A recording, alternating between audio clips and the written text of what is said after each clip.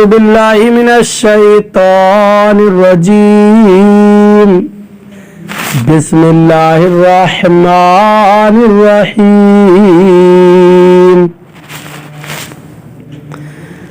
یا ایہا الناس اتقوا ربکم الذی خلقکم من نفس واحدۃ وخلق منها زوجها وبث منهما رجالا كثيرا ونساء واتقوا الله الذي تساءلون به والأرحام إن الله كان عليكم رقيبا۔ ترجمہ کنز الایمان، اللہ کے نام سے شروع جو نہایت مہربان رحم والا۔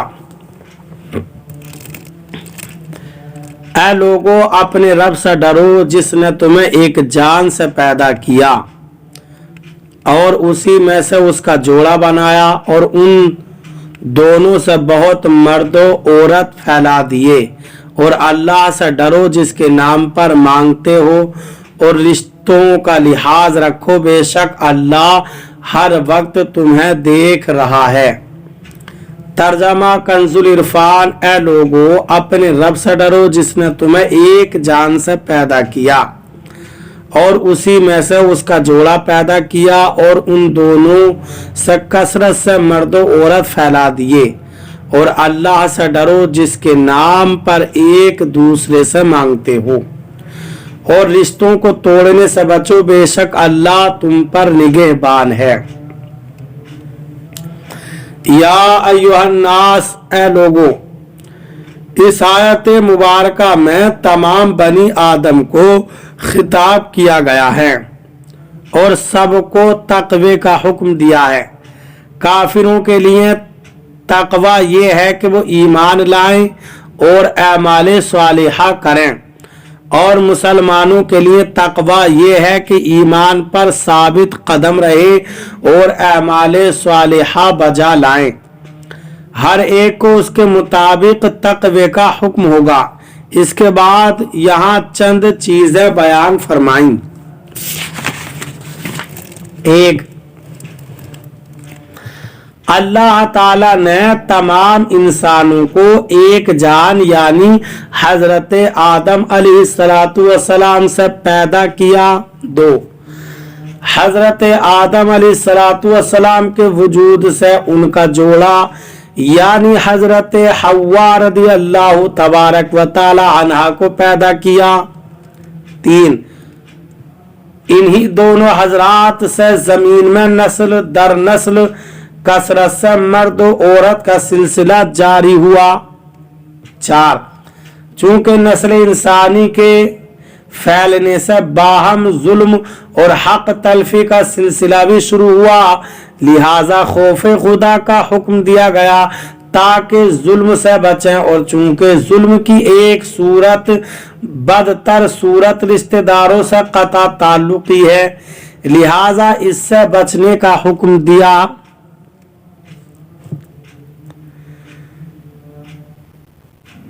انسانوں کی ابتدا کس سے ہوئی؟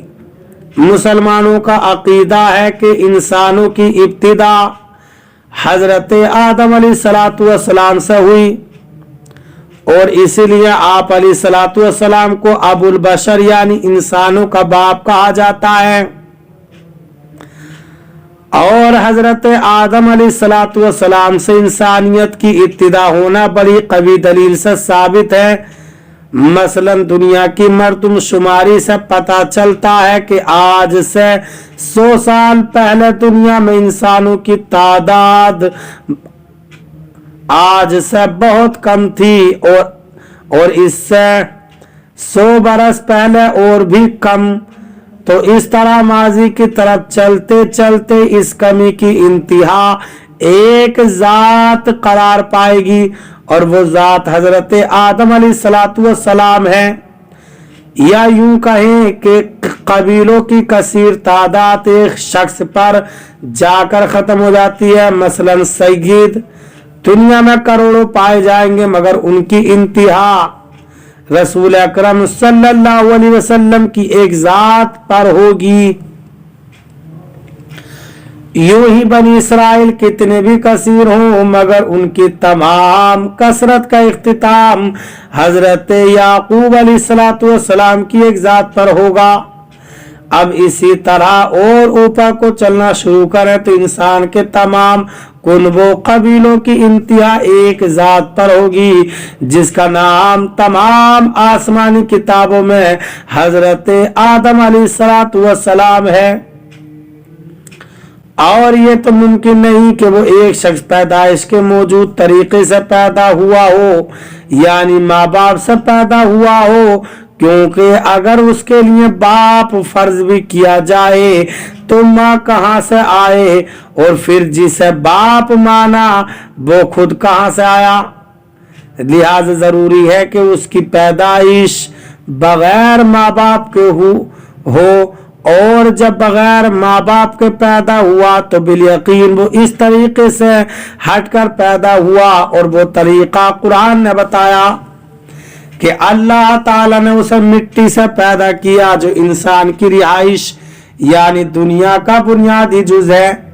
फिर ये भी जाहिर है कि जब एक इंसान यूं वजूद में आ गया तो दूसरा इंसान वजूद चाहिए जिससे नस्ल इंसानी चल सके, तो दूसरे को भी पैदा किया गया, लेकिन दूसरे को पहले की तरह मिट्टी से बगैर माँ बाप के पैदा करने की बजाय जो एक शख्स इंसानी मौजूद था उसके वजूद से पैदा फरमाया,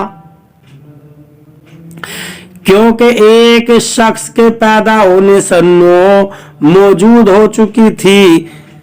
चुनांचे दूसरा वजूद पहले वजूद से कुछ कम तर और आम इंसानी वजूद से बुलंद तरीके से पैदा किया गया, यानी हजरत आदम अलैहिस्सलाम की एक बाईं पसली उनके आराम के दौरान निकाली और उनसे उनकी बीबी हजरत हव्वा रदियल्लाहु ताला अन्हा को पैदा किया गया।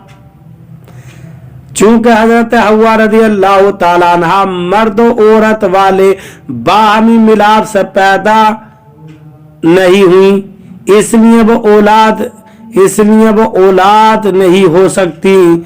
ख्वाब से बेदार होकर हजरत आदम अलैहिस्सलाम ने अपने पास हजरत हव्वा रदियल्लाहु ताला अन्हा को देखा तो हम जिन्स की मोहब्बत दिल में पैदा हुई। मुखातब करके हजरत हव्वा रदियल्लाहु ताला अन्हा से फरमाया, तुम कौन हो? उन्होंने अर्ज किया, औरत। फरमाया, किस लिए पैदा की गई हो? अर्ज किया, आप अलैहिस्सलातु वस्सलाम की तस्कीर की खातिर। चुनांचे हजरत आदम अलैहिस्सलातु वस्सलाम उनसे मानूस हो गए। ये वो माकूल और समझ में आने वाला तरीका है जिससे नस्ल इंसानी की इब्तिदा का पता चलता है। बाकिया वो जो कुछ लोगों ने बंदरों वाला तरीका निकाला है कि इंसान बंदर से बना है, तो ये परले दर्जे की नामाकूल बात है। यहाँ हम संजीदगी के साथ चंद सवालात सामने रखते हैं, आप इन पर गौर कर लें, हकीकत आपके सामने आ जाएगी। सवाल यह है कि अगर इंसान बंदर ही से बना है तो कई हजार सालों से कोई जदीद बंदर इंसान क्यों न बन सका, और आज सारी दुनिया पूरी कोशिश करके किसी बंदर को इंसान क्यों न बना सकी। नीज बंदरों से इंसान बनने का सिलसिला कब शुरू हुआ था? किसने ये बनते देखा था? कौन इसका रावी है? किस पुरानी किताब से ये बात मुताले में आई है? नीज ये सिलसिला शुरू कब हुआ और कब से बंदरों पर पाबंदी लग गई? जनाब, आइंदा आप में कोई इंसान बनने की जुर्रत न करे। नीज बंदर से इंसान बना तो दुम का क्या बना था? क्या इंसान बनते ही दुम झड़ गई थी, या कुछ अरसे बाद काटी गई, या घिसट घिसट कर खत्म हो गई? और बहरहाल जो कुछ भी हुआ, क्या इस बात का सबूत है कि दुम वाले इंसान पाए जाते थे? अलगरज बंदरों वाली बात बंदर ही कर सकता है। हैरत है कि दुनिया भर में जिस बात शोर मचा हुआ है उसकी कोई कल सीधी नहीं और उसकी कोई कड़ी सलामत नहीं, उसकी कोई तारीख नहीं, बस ख्याली मफरूज़े कायम करके अच्छे भले इंसान को बंदर से जा मिलाया।